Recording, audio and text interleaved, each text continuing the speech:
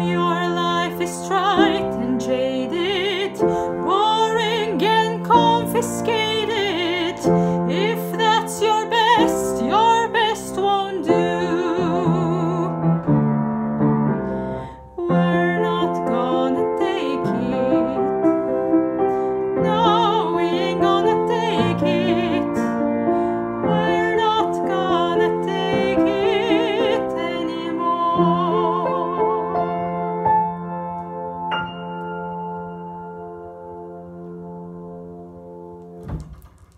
Hi guys, this is We're Not Going to Take It from Twisted Sister.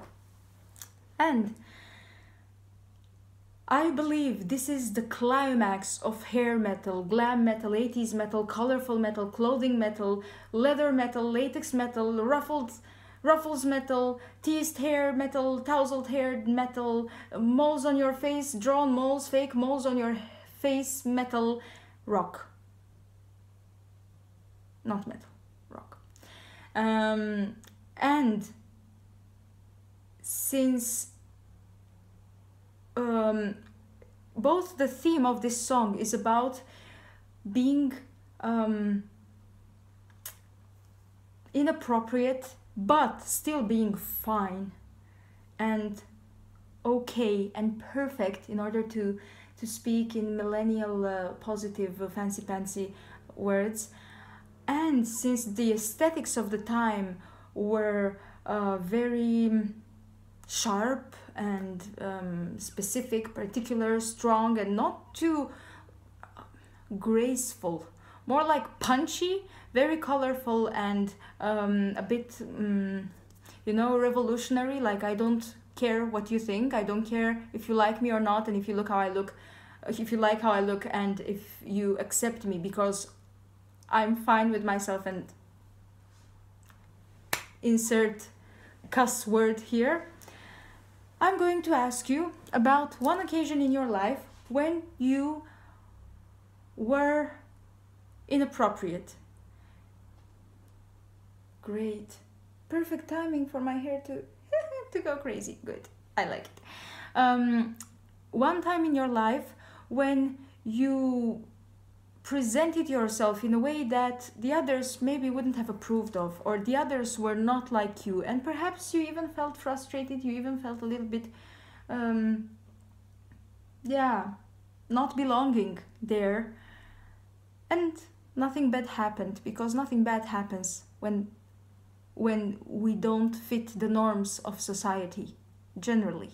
It's just in their minds, and it's in our minds if we allow it to affect us. And if you don't have any stories like that, because I can imagine it's a little bit complicated as a setting, perhaps you are always in the norms. What was the best costume that you wore? The one that was most labored, the one that you felt really great in, the one that was appreciated, or wow, you know, that has flabbergasted everybody else. I'm going to tell a story about when I was in university and I had the exam of stage art approaching. So it was basically like theater and acting, but also we had costumes, makeup, base, face, hair. We had to take care of that on ourselves in order to complete the look, you know, to present ourselves even remotely as the setting that we had imagined for that context that we were acting.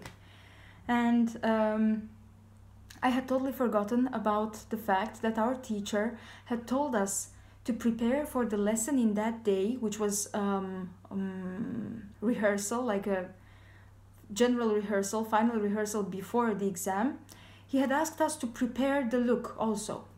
And 5 minutes before leaving the house, it just hit me that we had to go dressed as, or close to what we were thinking of presenting in the exam.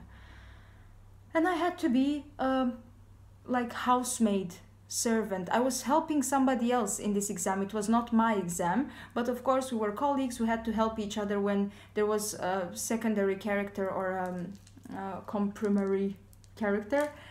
And today it's a bit crescent. Dude, your machine is broken. We had to help each other, and since it was not my personal exam, I had totally forgotten about the costumes and the preparations and everything. So I had to be this old housemaid, and I had 5 minutes. What do I do now? I was wearing jeans and I was wearing a t-shirt which was white striped and dark blue striped. Really modern, simple, casual stuff, nothing to do with 18th, 19th century housemaid. Of course, I couldn't have found something from the 18th or 19th century, but at least something, you know, at least of a modern housemaid. So I started shuffling in my closet like, where is the stuff? Where is my stuff? I found one skirt, which was long, summer skirt, it was summer, dark blue, with some like ruffles and patterns and ribbons, stuff like that. A bit the bohemian gypsy style, really light, and you know, those basic, very basic, but not an office skirt, nothing to compose. It was a bit like a fantasy skirt. I said, okay, threw it to the bag. I searched for what is this? That you put, is it a handkerchief? No, the one that you put to your waist before cooking, for example. Or it can be like this, high, or it can be just at the waist, and it's supposed to protect you from dirt when you do stuff and it gets dirty. Anyway, I didn't have that. I still don't. I didn't have that. But I took a cardigan, which was a summer cardigan, so it was light. It was like a beigey color. And short, it wasn't super big. It was like short, middle waist, and bright colored, light colored. I took it and I tied it behind my back like this. And the front was the back of the cardigan, you can imagine. And because my t-shirt was so out of context and it didn't fit with the posture of housemaid with stripes and navy things, I took another cardigan, winter cardigan, black one on top. Well, I put these to the bag. I searched for shoes. I had one pair of normal shoes, like black shoes with small heels. I didn't find them. So I just left with my sneakers that I had on in that day.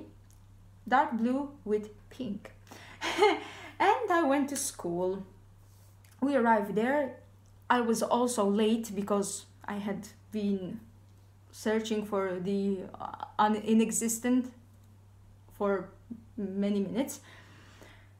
And I had no time to even change my pants. So I took the skirt, I dressed it over the pants, I had my shoes on, then I fastened the cardigan really fast to the waist. I put the other cardigan on top. I made like a bun in my hair and rushed directly to the room where we were doing the rehearsal. Usually the teacher, when we had this kind of lessons, he wasn't interrupting, he wasn't telling anything, he was just letting people, kids, students go through their stuff so they would get independence and autonomy and stop asking for indications all the time. But when he saw me, he was like, what is this mess? I felt really amused. I didn't even feel ashamed or terrible because I had such a rush of adrenaline because of all the running and all the searching, and I could see that it was really the shabbiest shab. It looked like I came out of a mental institution. And I was laughing, and then he started laughing, and then everybody started laughing, and I said, I don't have the things that I need for this scene.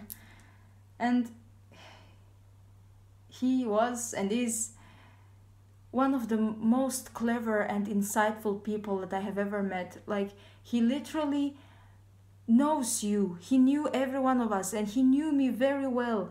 He read, I don't know if he was bluffing or he actually read the personality of the who he had to deal with. I tend to believe it was a mix of both, but mainly of the latter. So he really knew. It was like, you forgot you had to prepare for today, right? And I said, yes, I'm sorry very much. And he said, okay, come on, let's do the movements, do the stuff, and next time you will bring something better. And I did bring something better. It was not a big deal. I took a plain black dress. I tied my hair into a ponytail. I asked the girls to lend me a real thing to put on my waist, the handkerchief that protects me from cocoa and other kinds of drops and stains, and it was fine. So that was my story about being totally inappropriate and triggering hilarity. What about you guys? Tell me about your costume or about your setting when you were totally inappropriate. I also tried to be inappropriate today, and I partially managed due to these two strands of hair that came out. But otherwise, I'm wearing an orange shirt with pink lipstick, the horriblest combination, and I wanted to have a blue hair thing, but I didn't find it, so I put a blue this. But I have to tell you, nothing compares to that day's costume. No matter how much I try, I will never be able to equal it.